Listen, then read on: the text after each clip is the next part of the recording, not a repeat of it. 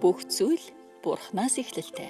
Америкийн нэгдсэн улсын Вашингтон ДС хот дахь Энэрл Христийн Монгол чуулган зорилгоор удирдуулсан амьдрал номыг албан ёсны эрхтэйгээр монгол хэлэнд хөрвүүлэн та бүхэнд хүргэж байна.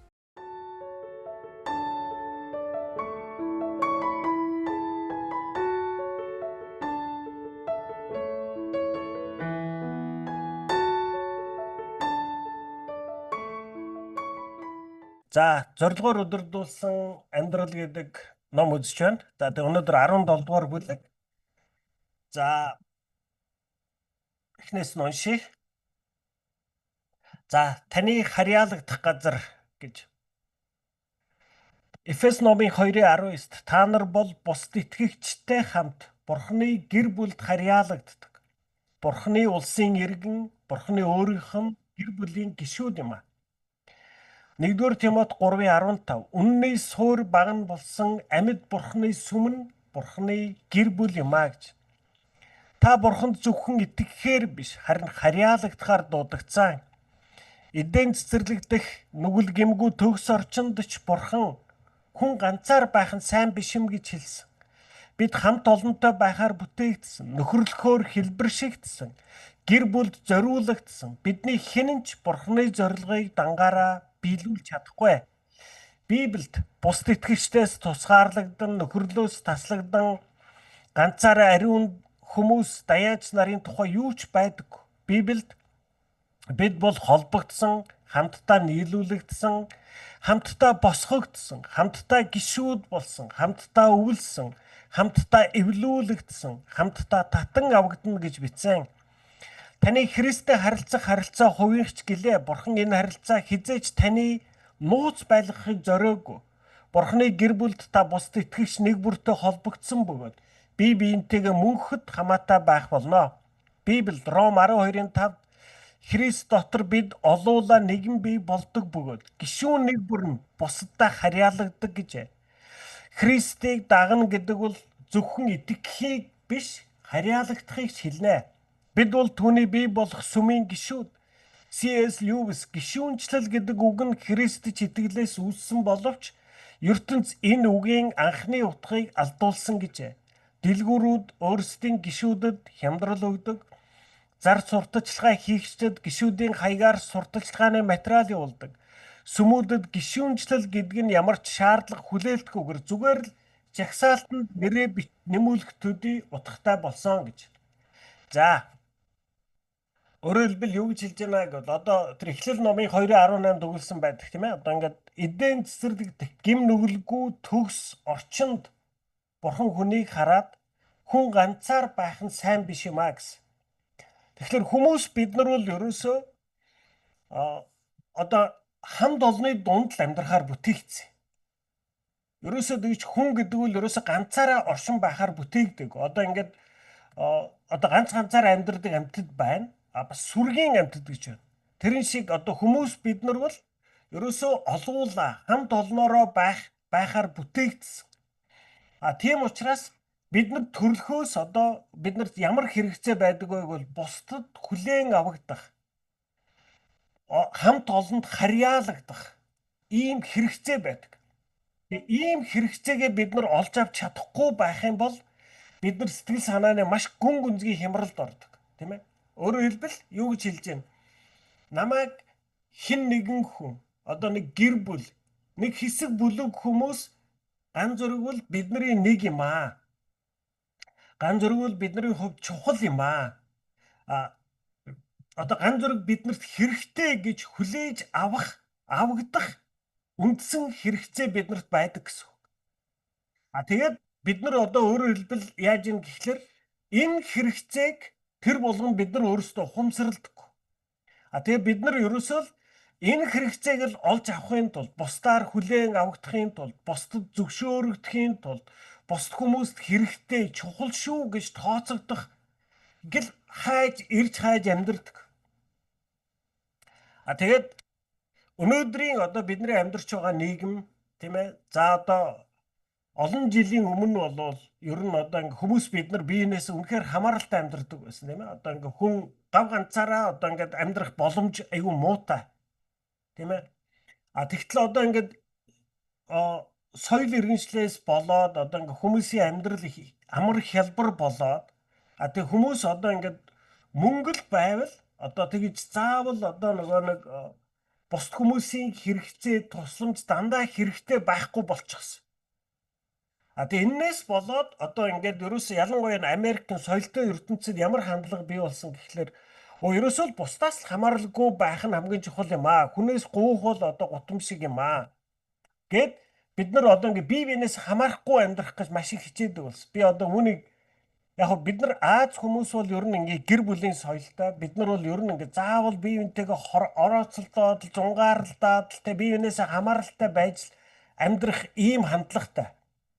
Гэтэл яг ийм одоо санхүүгийн эрхчлөөнд хүрээд ингээд ерөөсөө бусдаас одоо хамаарахгүйгээр өөрөө мөнгөтэй байвал амьдрах боломжтой ийм нийгэмд хэдэн үе дамжаад амьдраад эхэлсэн чинь одоо энэ барууны ертөнц ялангуяа Америк гэднэрт ерөөсөө бусдаас хамааралгүй байхыг маш их чухалчилж үздэг.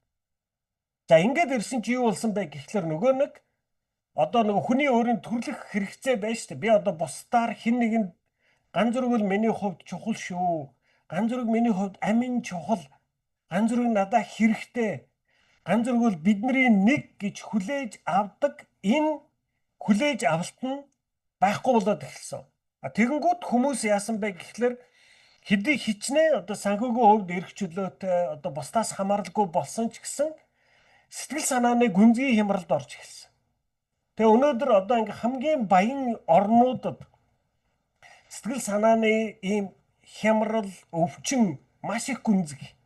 Хүмүүс одоо Америкчууд маш ихээр сэтгэл зүйчдээр очдог. Маш ихээр одоо ингэж тайвшруулах төрлийн эмүүд хэрэгэлдэг. Тийм ээ? Уг нь бол гэтэл одоо ингэ ядуу орнуудад тийм одоо асуудал хамаагүй бага. Яагаад вэ гэхлээр ядуу учраас биенээсээ хамааралтай. Ядуу учраас юм гэр бүлийн харилцааны одоо ингэ бие биентэйгээ үргэлж харилцах ёстой болдог. Тэгэхээр өөрөөр хэлбэл яаж вэ? Хүмүүс бид нар хамтдаа нэг гэр бүл болж бие биенээсээ хамааралтай байж амьдрахаар бүтээгдсэн. Гэтэл өнөөдөр хүмүүс эсрэгээр санхүүгийн эрхчлөөнд хөрөнгөтэй бие биенээсээ хамааралгүй амьдрах гэж. Би бусдаас л хамаагүй амьдрах гэж, бусдаас л эрхчлөө одоо хүнээс л хамаархаа болоод хүнээс гуйхаад болчвол би эрхчлөө гэж бодоод амьдраад эхэлсэн. Тэгээ би өнөөдөр ингээд Америкт амьдарч байгаа гудамжинд гараад явж байгаад харахад одоо нохоо одоо ийм гэрийн дижээр амтан тижээдэг айлууд маш их. Тэгээ би энийг харахаар юу гэж боддог гэхэлэр яг уу ерөөсөө гэрийн дижээр амтантай байх сайн штэ. Гэхдээ яагаад ийм их байна вэ гэдгийг харахлаараа нөгөө нэг гэр бүлтэй бусд хүмүүсээс одоо хүмүүсээр батлагддаг тийм ээ. Бусд хүмүүсээс би одоо энэ хүмүүс надад хайртай шүү, энэ хүмүүст би хэрэгтэй шүү гэдэг мэдрэмжээ олж авч чадахгүй болохоор ихэнхдээ гэрийн дижээр амтнаар дамжуулж тэр хэрэгцээг нөхдөг. Тийм ээ. Тэгээд өөрөөр хэлбэл одоо өнөөдрийн ертөнцид ямар хандлага бий болцсон бэ гэхлээр одоо яг бурхан хүнийг анханаас нь бие биентэйгээ хамааралтай нэг гэр бүл болж бие биентэйгээ одоо ингэж харилцан хамааралтай амьдрахаар бүтээсэн атал бид нар өнөөдөр харилцан хамааралгүй амьдрах гэж хичээдэг болчихсон. Энэ одоо хүний нийгэмд ялангуяа соёл иргэншил ингээ эдийн засаг өндөр хөгжсөн нийгмүүдэд хүмүүсийн сэтгэл зүйн одоо маш том хямралуудыг үүсгдэг болсон байна. За тэгэхээр өөрөөр хэлбэл бурхан үүнийг мэдж байгаа учраас бид нарыг ерөөсөө гэр бүл болж амьдр. Одоо ингээд ерөөсөө одоо ингээд заан зэрэг чи итгэвч болонгуудаа чи ер нь ингээд аягуулсаа итгэвч болол ингээд болчихно гэж намайг ерөөсөө хэлээгүй. Юу гэж вэ? Бурханд зөвхөн итгэхээр биш харин харьяалагдахаар дуудагдсан. Тийм учраас бид нар одоо ингээд бурхны нэгэн гэр бүл болж нэг сүм болж ингээд хоорондоо нэгдэж хоорондоо хамааралтай нэгэн гэр бүл болж амьдрахаар дуудагдсан. За яагаад гэж тийм ээ? За одоо надад өчнөө болон найз нөхөд байна. Бас гэр бүл хамаатан саданч зөндөө байна. Өөрөөр хэлбэл одоо миний нөгөө нэг одоо бус хүмүүстэй харилцах тэр хэрэгцээ бол тодорхой хэмжээгээр хангагдаж байгаа. Гэтэл яагаад заавал намайг сүмрүү гэж хөөгд байгаа. Бурхан намайг яагаад заавал Гүй ганцруу тэр энэ ертөнцийн бус хүмүүс, ах дүүс, төрөл садан, найз нөхдөөс чинь илүү чухал зүйл бол сүм юм аа. Чи бус итгэгчтэй холбоотой бай. Яагаад ингэж шахдаг вэ? За та нар одоо ингээ хуучин гэрээ уншвал хуучин гэрээний туршид ерөөс ямар үйл явдал гараад байдаг вэ гэвэл ерөөсөө одоо Израильчуудыг бурхан бус ард түмнээс тусгаарлаад ерөөсөө яг Израиль еврей хүмүүсийг л яг ингээд дангаараа зөвхөн хоорондоо холбогдсон бус үндэстнүүдтэй аль болох бага холбоотой байх гэж хичээж ирсэн. Тийм ээ. Тэгэхээр өөрөөр хэлбэл яаж вэ? Одоо ямар одоо юу гарч ирж байгаа гэхээр за яг надад одоо ингээд өөрөөр хэлбэл би хичнээн одоо санхүүгийн эрхчлөөтэй чадвартай байлаа ч гэсэн би ерөөсөө заавал хамт олонтой гэр бүлтэй олон хүмүүстэй харилцаж амьдрах ёстой юм байна. За энэ бол одоо ингээд бид нар зөвшөөрчлээ тийм ээ. Хоёр дахь асуудал нь чи ямар хамт олонтой, ямар гэр бүлтэй, ямар одоо орчинд байна тэр орчиндоо адилхан болдог. Тийм учраас бурхан биднийг зүгээр л одоо ингээд бус чи баахан энэ ертөнцийн хүмүүстэй нөхөрлөөд амьдраарай гэж хэлэхээс илүүгээр үгүй ээ. Итгэгчид нийлээд нэгэн гэр бүл бол. Тэгээ итгэгчид нийлээд бүр хоорондоо одоо ингээд бүр аюу хамааралтай маш ойрхон ингэж амьдр ийм харьяалалтай бай. Та нар хоорондоо л ойртож нөхөрл гэж шаардаад байгаа. Тэгээ яагаад гэвэл та нар хуучин гэрээ харуул одоо ингээд Израильчуудыг харь үндэстэндээ сууж болохгүй гэж. За тэгээ та нарын дунд одоо ингээд харь үндэстнүүдийн нутгийг булааж авахд бүх хүнээ нь хал гэж. Хуучин гэрэн дээр байгаа шүү дээ. Ерөөсөө одоо тэгээ яг өөрөөр хэлбэл яаж юм гэхээр тариа тарих гад тэр тариан талбайн дээр байгаа зэрлэг өвсүүдийг яг арилгаж байгаатай адилхан очоод тэр нутаг дээр битгий хүн үлдээгэр бүгдийг нь устгах гэж. Тэгээд зөвхөн та нар амьдрна. Та нар бусд үндэстэндээ гэр бүл болж болохгүй. Бусд үндэстнээс бити ихнэр нөхөр ерөөсөө авч болохгүй. Тийм ээ? Тэгээ өөрөөр хэлбэл яагаад байна? Яагаад бурхан тэгээд байсан гэхэлэр бусд хүндрэлт нь бүгдээрээ уул аваа хараад шүтээд л энд ч нэг хурамч шүтэн босгож мөргөөд л тэнд ч нэг хурамч шүтэнд мөргөөд л тийм ээ? Тэгэхээр хэрвээ бид нар тийм хүмүүсийн дунд байвал аяндаа бид нар тэр одоо хурамч шүтэнд мөргөж эхэлдэг. Аяндаа бид нар тэр хурамч шүтэнийх нь ёс заншлыг хийж эхэлдэг. Тэгэхээр бурхан яаж ин өөрийн хүмүүсийг зөвхөн өөр дээр нь төвлөрсөн зөвхөн өөрийнх нь үнний дагуу амьдардаг байлгахын тулд тэр бусад одоо харь үндэстнүүдээс тустай байлгасан. Тэгвэл өнөөдөр тэр биднийг бурхны сүмд харьяалагд гэдэг чинь юу хэлж байна гэхэлэр бурхны сүм гэдэг бол Есүсээр төвлөрсөн. Яг Есүсийн үнний сургаалын дагуу өөрсдийн ёс заншилтай хийдэг зүйлстэй энэ зөв энэ буруу юмаа гэж үздэг үзэлтэй хүмүүсийн нэгдсэн нөхөрлөл юм. Тийм ээ? Би одоо жишээлбэл сүмд явахгүйгээр одоо манай энэ хавцаа хэн байдин тийм ээ? Одоо ингээл энэ хавийнхаа баахан хүмүүстэй нийлээд найзлаад нөхөрлөөл амьдраад бай гэж бодъё. За сүмийн бус орчинд яваад орох юм бол за хүмүүс бол нийлж ярих удаг. Тийм ээ? Янз бүрийн спортын нөхөрлөлүүд байна. Цөмөрөө хамт явна. Нийлж ярих уун. За ер нь ингээд тойроод явах юм бол эмэгтэйчүүд нь нийлээд баахан хов жив ярина. Тэгснэ эмэгтэйчүүд нь хоорондоо муудалцсан. Ингээд хов жив одоо ингээд ерөөсөө арих, дарс, тамхи, хэрүүл, зодон ийм зүйлсүүдээр дүүрсэн орчингууд байдаг. За сүм ямар ч байлаа гэсэн. За сүмийг одоо хүн гаднаас нь хараад энэ сүм бүтэхгүй тэр сүм гоё, энэ сүм муухай хэлж болно.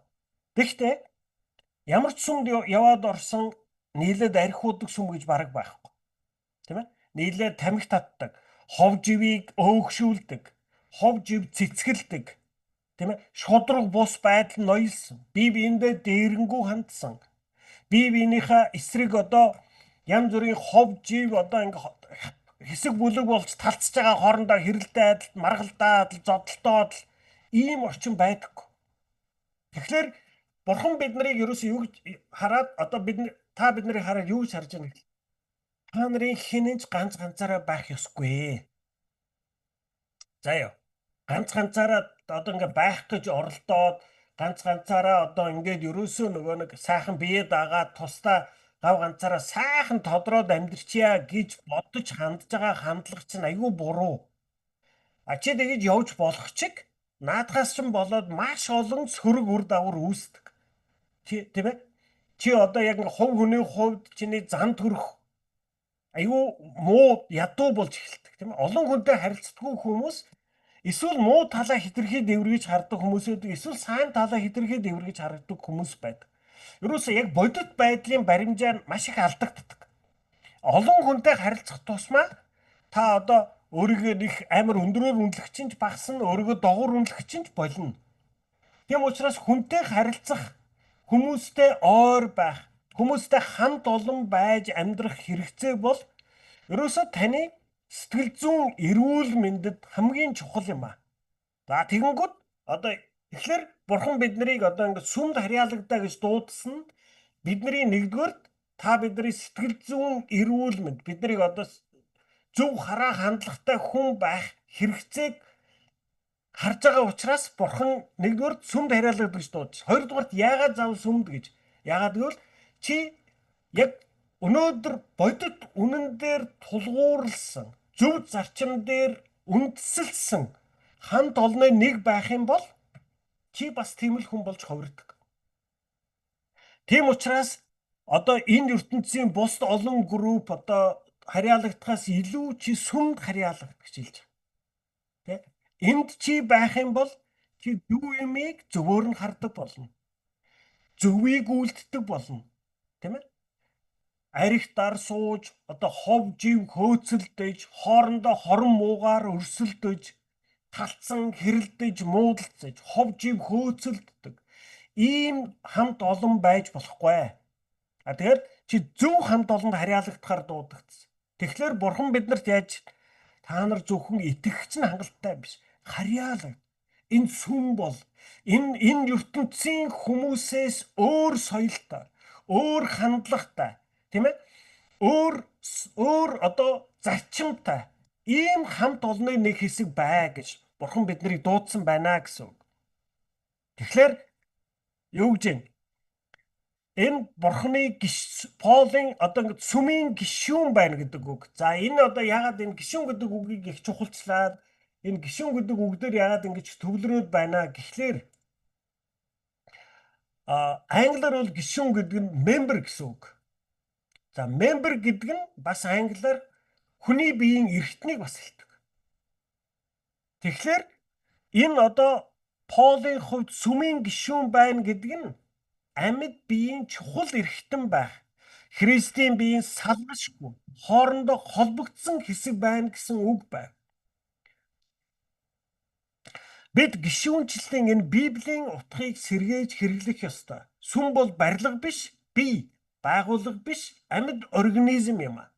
Тэгэхээр бид нар өөрөөр хэлбэл сүмийн гишүүн байна гэдэг нь, сүмийн member байна гэдэг нь юу гэсэн үг вэ гэхээр сүмийн нэг эд эрхтэн байна гэсэн утгатай гэсэн үг.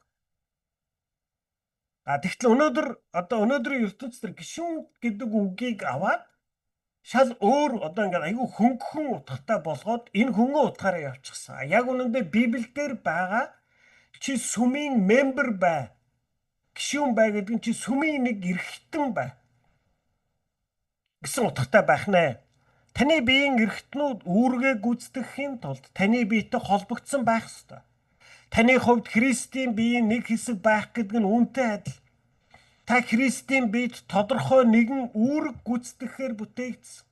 Харин та тухайн газрынхаа амьд сүмтэй холбогдоогүй бол амьдралынхаа энэ хоёр дахь зорилгоо биелүүлж чадахгүй.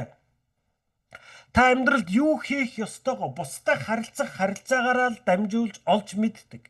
Библиэд Ром 12:4-5-д эрхтэн бүр биетэйгээ цуг нэгэн бие болж байж л үүрэг гүйцэтгэдэг. Бие гэж Бурханы сонгосон хүмүүсээс бүрдэх Христийн биеийг хэлж байна. Бидний хүн нэг бүр түүний биеийн нэг хэсэг болж ажиллаж байж л амьдралын утгаа олно. Тасалчихсан гар эсвэл хөлийн хурууны адил бид ганцаараа юу ч биш бидтэй гэсэн. Аль нэг эргэтэн биеэсээ ямар нэг байдлаар салгагдвал тэр нь хорчин үхнэ. Биеийн эргэтэн нь биеэсээ саланг өөрөө оршиж чадахгүй шиг таач мөн адилтын оршиж чадахгүй. Тухайн сүм биеэс авах амин тижээлээсээ салсан таны сүнслэг амьдрал гандан айжмдаа үгүй болно. Тиймээс сүнсний уналтын анхны шинж тэмдэг нь сүмийн болон бусд итгэгчтэй хамтдаа цуглах цугларалтуудыг таслаж эхлэх юм а. Сүмийн итгэгчтэйгээ нөхөрлөлөө үл тоомсорлож эхлэх үеэс л бусад зүйлс ч мөн уруудаж эхэлдэг. Бурхны гэр бүлийн гишүүн байх гэдэг нь тоохгүй орхичгож болох төдийлөн чухал бус зүйл бишээ. Сүм бол Бурхны энэ ертөнц рүү хандан хийж буй ажил нь. Есүс хэлэхдээ Матай 16:18 би өөрийн сүмийг босгох ба тамийн бүх хүчиж түүнийг дийлэхгүй гэсэн. Сүм бол устгагдшгүй бөгөөд мөнхөд орших юм а. Сүм нь энэ ертөнцөөс урт наслах ба сүм дэх таныг гүйцэтгэх үүрэгч мөн адил. Надад сүм хэрэггүй хэмээн хэлж буй хүн нь юм мэдэхгүй байна. Эсвэл зүгээр л бардамнан ихэрхэх юм а. Сүм нь туйлаас чухал учраас Есүс түүний төлөө загламай дээр нас барсан. Есүс сүмийг хайрлсан учраас түүний төлөө амиа өгсөн гэсэн. Эфес 5:25. Библиэд сүмийг Христийн сүт бүсгүй мөн Христийн бие хэмээн нэрлсэн. Би өөрийгөө Есүст би танд бол хайртай харин эхнэрт чинь дургүй гэж хэлхийг төсөөлж чадахгүй. Эсвэл би таныг бол хүлээж авнаа. Харин биеийг чинь хүлээж авахгүй гэхүү. Харин бид сүмийн тухай гомдлож голж байгаа минь яг л ингэж байгаа хэрэг шүү дээ. Харин Бурхан бидэнд Есүс сүмийг хайрлсан шиг хайрлаарай гэж тушаасан. Библиэд 1-р Петр 2:17-д өөрийн сүнсний гэр бүлээ хайрлах гэсэн. Олон итгэгчид сүмийг ашиглахаас биш хайрладгүй нь гунигтай. За өөрөөр хэлбэл юу гэж байна? Бид нар биеийн эрхтэн байна гэдэг бол яг тэр одоо миний гар бол миний биетэй холбогдож байж л үргээ гүйцэтгэдэг, амьд байдаг, ажилдаг, тижээгддэг. Тэгээд бас биедээ эргээд үйлчлдэг. Хэрв энэ биенээс миний биенээс энэ гарыг салгаа хайчихвал яах вэ? Хорчигоод үхээд байхгүй болно, амьгүй болно. Тэгэхээр сүм гэдэг бол Христийн бие юм а. Тэгэхээр бид нар одоо ингээд сүмд харьяалагдаа гэхлээр одоо олон хүн хэлдэг. Одоо тэгэхээр мэдхгүй манай сүм чи одоо нэг олигтой биш штэ. Би одоо энэ сүмд 40 жил явж байна. Би ерөөсөө өсөхгүй байна. Манай пастор нэг ярьдаг юм аа л ярьдгийг ерөөсөө тэр нь сайн ойлгогдохчгүй. Би ерөөсөө сүмээс ивэл авахгүй байна. Энэ сүмд яваад би ерөөсөө өсөхгүй байна гэж маш олон хүн ийм тайлбаруудыг хэлдэг. За бид харьяалагт хамаарчсан бие одоо энэ биеийн эрхтэн байх нь за биетэй холбоотой мөртлөө ингээл хөдлөхгүй байгаа л байвал энэ одоо эрхтэн огт хөдөлдөггүй байвал яах вэ?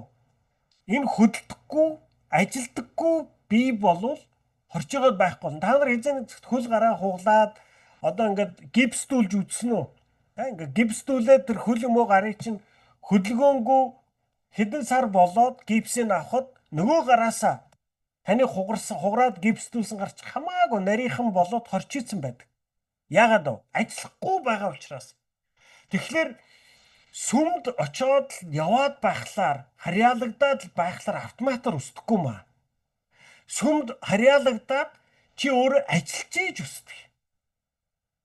Тийм ээ. Тэгэхээр би одоо өнөөдөр сүмийг та нарт юу гэж хэлж байна гэвэл за бид нар одоо ер нь бол Бурханд итгээд юу гэж ярьдаг вэ гэхлээр ерөөсөө тэр Бурхан миний амьдралд даралдаж байгаа нэг ч хүнийг санамсаргүй авчирч тавьдаггүй.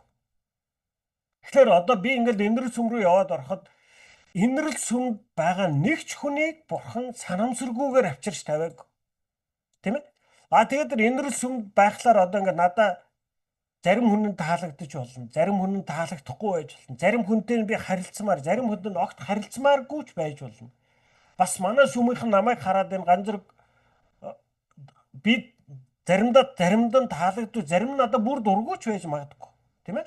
Тэгэхээр эн чинь ерөөсөө хүний ертөнц юм чинь нэг одоо 50-60 хүн байх юм бол би 50-60 хүн 50-60-нд таалагдахгүй шүү дээ угаасаа. Ямар нэг байдлаар тэр хүмүүсэд би дургуйг нь хүргэсэн байдаг ч юм уу тийм ээ. Тэгтэл яагаад ийм одоо ингээд надад таалагдахгүй, надад таарахгүй ийм баахан хүмүүсийг нэг дор болгож жоод намайг яагаад тийшээ өгчөөд байгаа юм ер нь. Тийм ээ? Бурхан энийг мэдэхгүй байгаа юм уу? Тийм ээ?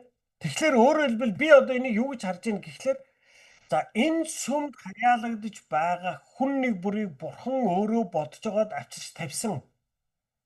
Тэгээд энэ сүмийн энэ хүмүүсийн хүн нэг бүр нь ямар зан арын шинтэй одоо ингээд таарахгүй ийм харилцаа байгааг ч гэсэн Бурхан мэдж байгаа. Тэгээд намайг тэнд авчиж тавьсан. Тэгэхээр өөрөөр хэлбэл би юу гэж харах вэ гэхлээр тэгээд намайг тэр сүмд оруулж тавиад надад одоо Бурхан ямар үүрэг хариуцлага өгж байгаа гэхлээр ганцруу энэ бол миний гэр бүл юм аа. Тэгээд чамайг би энэ гэр бүлд харьяалууллаа. За одоо чи энэ гэр бүлтэй хамт амьдраад чи одоо юунд суралцах ёстой вэ гэвэл энэ сүмээс чамд таалагддаггүй хүн гэж ерөөсөө байх ёсгүй. Энэ сүмээс чамтай харилцаагүй хүн гэж бас байх ёсгүй. Яг бүх харилцаанууд нь бүгдээрээ одоо ижил тэгш амар ойрхон одоо ингээд бүгдээрээ одоо ингээд тэрвэрлсэн те салшгүй хагцшгүй харилцаа байхгүй гэж болно. Тийм ээ? Зарим харилцаа хол хөндийч байдаг. Зарим харилцаанд заавал одоо нэг ийм бас хил хязгаар зааг бас хэрэгтэй байдаг. Ямар ч харилцаа байлаа гэсэн тэр харилцаа болгоныг байж болох хамгийн сайн хувилбарт хүртэл хөгжүүлэх үүрэг надад оногдсон гэсэн. Тэгэхээр би тэр сүмд очиод зогсчоод л тэгэл одоо сүм намайг тижих гэж очиж байгаа юм бишээ. Тэр сүм дотор байгаа хүн нэг бүртэй харилцах харилцаан дээр ажиллах явцдаа би өөрөө өөрчлөгдөхийн тулд Бурхан намайг тэнд аваач тавьсан гэсэн. Тэгэхээр сүм гэдэг бол зүгээр л нэг харьяалагддаг клуб биш. Сүм гэдэг бол таны ажиллах газар. Тэр харилцаа болгон дээр ажиллана. Харилцаа болгоныг та ургуулна, услана. Тийм ээ? Тэр сүмийн хүн нэг бүртэй за одоо сар болгон өдөр болгон 7 хоног болгон чаддгүй мах сар болгон чи хүн нэг бүртээ ядаж сайн байна уу гэд ярилцах хэрэгтэй. Харилцаа та өөрөө хижээх хэрэгтэй. Би тэнд зогсчоод одоо ингээд эдгээр энэ натад дуурахгүй энэ яас их зантай гарав энэтэд бол би ч гэсэн дуурахгүй гэд одоо ингээд чамайг тэгж байгаа бол би ч гэсэн ингэ шүү гэд ингээ өвчгнөд байхгүйгээр би дандаа эхний алхмыг нь хийдэг байх хэрэгтэй. Би тэр алхам бүрийг би өөрөө хийх хэрэгтэй. Би тэр хүн болгоныг би өөрөө сонирхох хэрэгтэй. Тэр хүн болгонд анхаарлыг би өөрөө хандуулах хэрэгтэй. Ерөөсөө амьдралд байгаа бүх харилцааг хүн ингэж л бий болгодог. Хүмүүс бидний хандлага яадгүй гэхэлэр би эсрэгээр би одоо мундаг сүрхий айгүй айхтар шүү гэдгээ хүмүүст гайхуулахлаар одоо ингэж л шагаа балжин юм гонгаа ингээд над руу өөрсдөө аяндаа ойртоод ирэндээ. Тэгээ эднийг би ер нь хэдий ч нэл эдний өмнө лаг гэдгийг харуулах төдий ч нэ шагаа балжин юм гонгоо ингээд над руу ингээд өөрсдөө л ер нь дөхөөд ирэндээ гэж бид нар амьдраад байдаг. Энэ бол хамгийн худлаа. Энэ ажилдаггүй. Ерөөсөд ийм байдаггүй.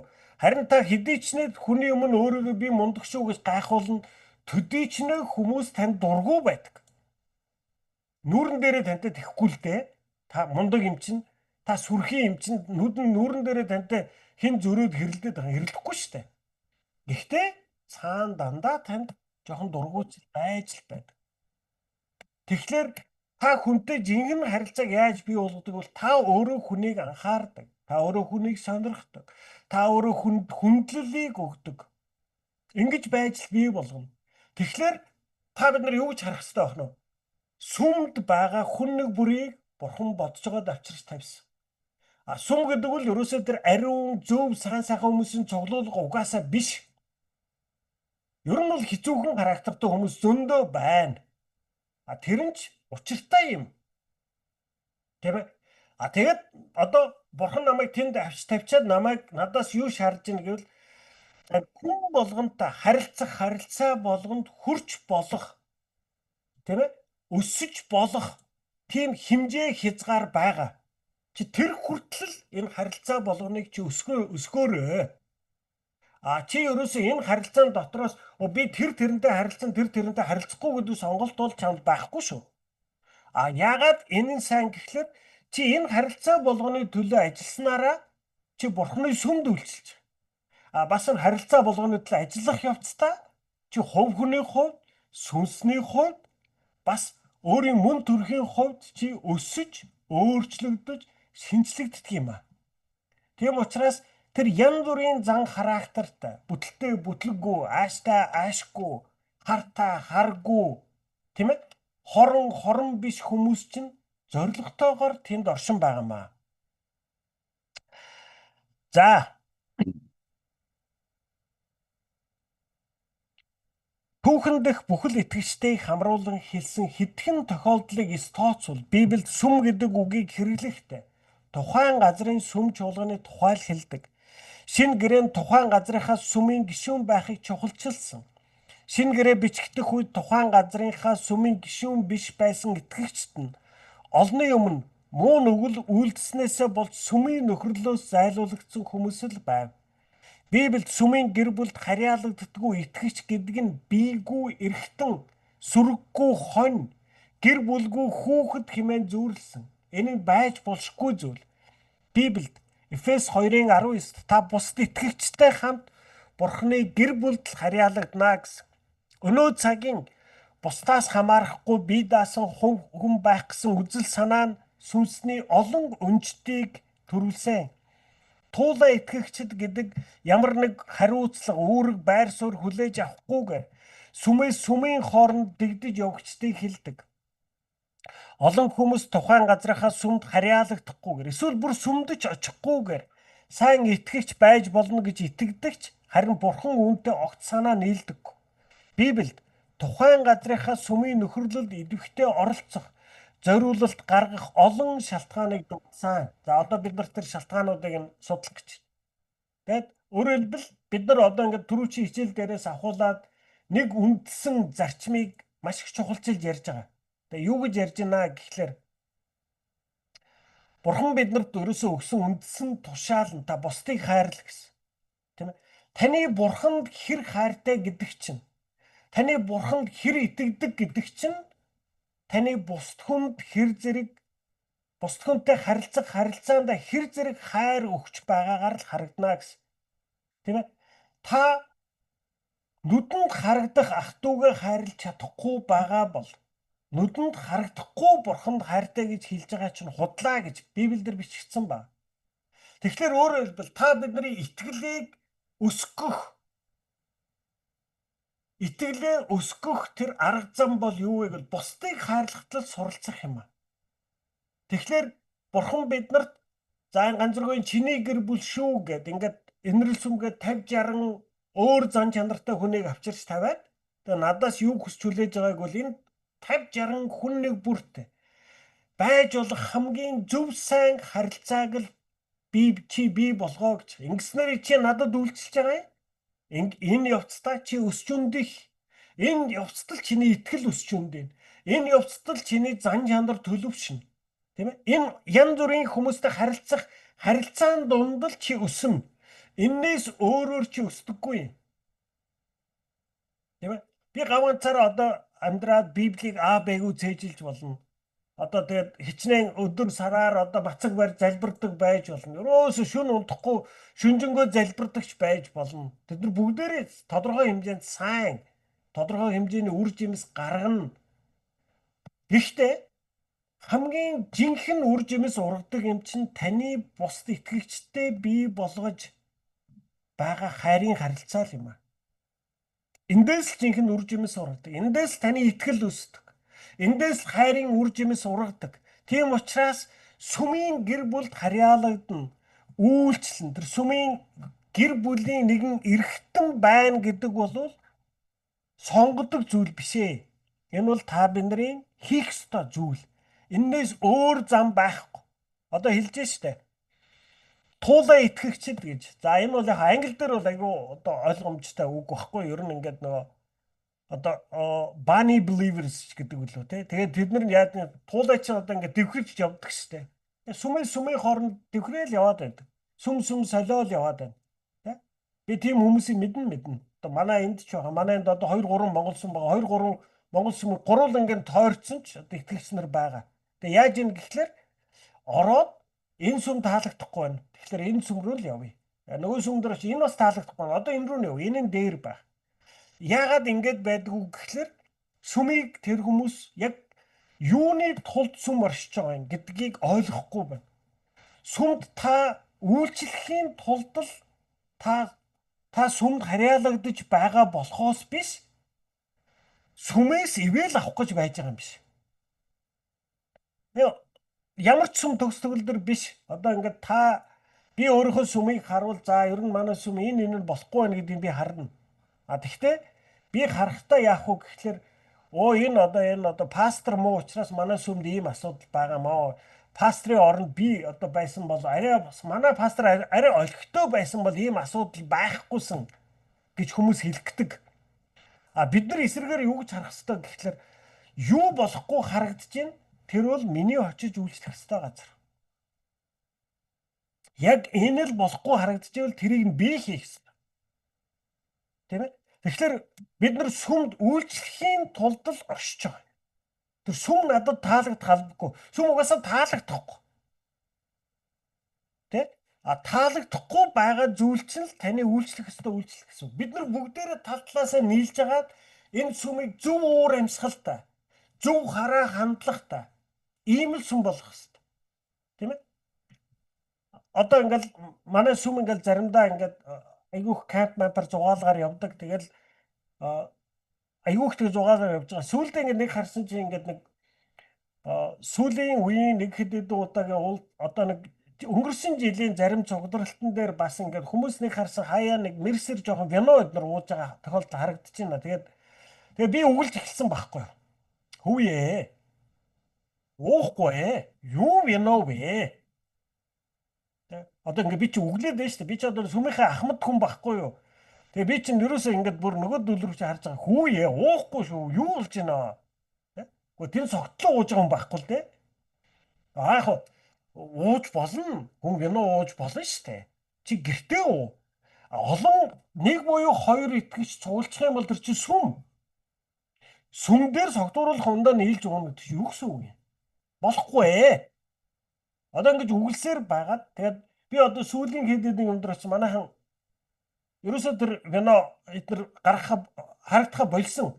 Яг би өглөөд би аягүй сайн би аягүй үгэлсээр хагаад тэрийг засцсан шүү гэж хэлж байгаа юм биш. Ганц надаас ч болоогүй байх. Гэхдээ өөрөөр хэлбэл бид нар яаж юм? Энэ сүмдэр нэг тийм буруу уур амьсгал, буруу хандлага гарч ирвэл бид нар түүнийг засахын төлөө зогсох ёстой. Бид нар тэр засахын төлөө үгээ хэлэх ёстой. Засахын тулд бие бинийгээ уриалгах ёстой. Өөрөөр хэлбэл энэ сүмийг өндлөнгөөс хараад ёстой айгүй хачин сүм штэ гээд суугаад байх нь хангалттай биш. Айгүй хачин харагдчихл байгаа бол та тэрний төлөө ямар нэг зүйл хийх ёстой л гэсэн үг. Тийм ээ?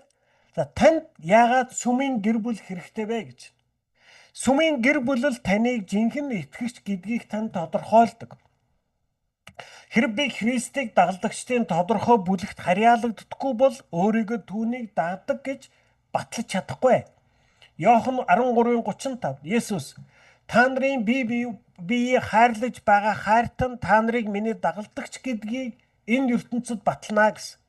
Бид нийгмийн өөр давхраа нэх, өөр үндэстэн, өөр газраас ирсэн хэдий ч сүмийн нэгэн гэр бүл болж хайраар нэгдэх нь энэ ертөнцийн өмнө хүчтэй гэрчлэл болдог. Та ганцаархнаа бол Христийн бие биш. Та бусдад нийлж байж л Христийн бие болно. Хоорондоо саланг биш, харин хамтдаа байж л бид түүний бие болдог. Бид нар түрүүн ярьж байна тийм ээ. Одоо ингээд би эргэтэнтэйгээ холбоотой байж ижил сая амьд эргэтэн болдог. Та хизээд амьд итгэгч болох вэ гэвэл сүмийн нэг хэсэг болж байна. Та тэр сүмийн бусд хүмүүсийг хайрлахад суралцж байж. Энэ тушаал бүр биднэрт өгөгдсөн байхгүй. Хэрв одоо ингээл би манай сүмэд тойруулж харчаал за би энэтэй ч уулзмааргүй, тэрнтэй ч ярмааргүй, энэтэй ч харьцмааргүй, энийг харахаар дургүй хүрж ийн гэдэг хүн байгаад байх юм бол энэ нь юу хэлж байна? Энэ манай сүмийн зарим хүмүүс айгүй муухай юм а гэдгийг хэлж байгаа юм биш. Энэ бол юу хэлж байна? Ганцэргүй чи Ажлаа хийхгүй байна. Чи итгэгч хүний гүйцэтгэх ёстой үүргээ гүйцэтгэхгүй байна. Тийм ээ? Энэ сүмээс нэг ч хүн танд муухай харагдах ёсгүй. Тэр болтол явах ёстой. Тэр болтол чи ажиллах ёстой. Таалагдахгүй хүн байх юм бол би тэр хүн надад таалагдах болтол би тэр харилцаан дээр ажиллах ёстой. Өөр дээр ажиллах ёстой. Тэр хүн өөрчлөгдөд надад таалагддаг болохгүй шүү дээ. Би тэр хүнийг хардаг хараагаа өөрчлөх ёстой. Энэ үйл явц чинь л намайг итгэвч болгод юм аа гэж.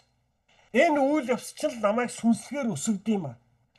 Үүнийг хийхгүйгээр Библийг А Б-г мэдээд ямар ашиг байна?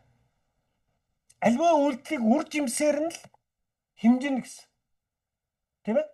Таны Библиэд А Б-г цээжрээ мэдэх чинь ямар үр жимс гаргаж? Бусд хүмүүсийг хайрладаг үр жимс гаргаж ивэл Библийг А Б-г мэдэх нь сайн үр жимсийг гаргаж ийн гэсэн. Та Библийг А Б-г мэдэх мөртлөө сүмийнхээ хүмүүстэй таардаг, заримд нь дурггүй, заримтай нь харилцмааргүй байдаг бол таны Библийг А Б-г мэддэг чинь зөв үр жимсээ гаргахгүй байна л гэсэн. Тийм ээ? Сүмийн гэр бүл таныг өөр дээрээ төвлөрөн бусдаас тусгаарлахаас тань болиулдаг. Тухайн газрын сүм нь Бурхны гэр бүл дотор хэрхэн хоорондоо эвсэж сурах сургуулийн нэгэн анги юм а. Энэ нь ганцхан хувиа хичээх, бусдыг ойлгон, энэрхүүд сургуулах дадлагын орчин. Тийм ээ? Өөрөөр хэлбэл юу гэж байна? За ганцрогоо чамд би энэ сүмийг өгөөд, энэ одоо энэрл сүмийг өгөөд, тэгээд одоо чамд ямар даалгавар өгсөн бэ гэвэл энэ миний дуу царгаад байна уу? Зүгээр сонсогч нь царгаад байгаа юм уу? Шагаа над руу дуу чинь царгаад байна гэх юм. Та нарт яаж юм? Ийм байна уу? Болохгүй байна уу? Зүгээр байна уу? Окей. За. Тэгэхээр өөрөөр хэлбэл яаж юм? За одоо ингэ би хэлж штэ. За бурхан намайг ганцрогоо чинь энэрл сүм харьяалагдаа гэдээ авчи тавьчлаа. За. Хэлж ин энэрл сүмд бол янз бүрийн зан чанартай хүмүүс байна. Хурдан, түргэн, удаан, айгүй нээлттэй хүн байна, айгүй дотгошооч хүн байна, тийм ээ? Ааштай хүн байна, тайван, сайхан ааштай хүн байна. Тийм ээ? Ингээд бүх л төрлийн хүн байгаа. Тэгэхээр одоо ингэчээд надад одоо бурхан түрүү миний хэлсэнчлэн даалгавар өгж шít. За чи энэ хүн нэг бүртээ харилцаа бий болгоно. Хайрын харилцааг бий болгоно. Тэгээ байж болох хамгийн сайн хувилбар тавиач. Энэ сүмийн хүн болгон чамд чиний ах дүү мэт, чиний зүрх сэтгэлд тийм ойр дотн болтол чи ажиллах ёстой юм аа. Тийм ээ? Энэрэс чи заримын сонгоод заримын одоо хасахгүй ээ. Тим сонголт чамд байхгүй ээ. Тэгэхээр одоо саяны өгүүлбэр тийм үү? Тухайн газрын сүм нь Бурхны гэр бүл дотор хэрхэн хоорондоо эвсэж сурах сургуулийн нэгэн анги юм аа. Энд би суралцж байгаа. Тийм ээ? Энэ нь ганцхан хувиа хичээхгүй, бусдыг ойлгон энэрхүүд сургуулах дадлагын орчин. Би одоо энэ бурхны даалгаврыг биелүүлэл ажиллаад байх юм бол би одоо хувь хүний зан төрхийн хувьд, сүнсний хараа хандлагын хувьд өөрчлөгдөх, шинжлэгдэх энэ бол ерөөсөө миний дадлагын орчин, тийм ээ? Бид нар тийм үг байдаг. Би одоо зөндөө хэлж байгаа. Дарах хийжээж дархан болдог гэж. Өөрөөр хэлбэл би одоо дарахыг яаж хийдэг тухай одоо ингээл баймар их ном уншаад одоо зэрэг аваад дарах хийх тухай докторч хамгаалж болно. Тэр нь намайг дархан болцсон гэсэн үг ерөөсөө биш. Би хизээд дархан болдгоо гэхээр одоо алах дөш бариад төмөр балбаад дархаа хийж эхлэх цагт л би дархан болдог. Тэгэхээр Библийг А Б-г мэдээд, Библийн сургууль сураад, доктор, профессор болоод та мундаг итгэгч болдоггүй маа.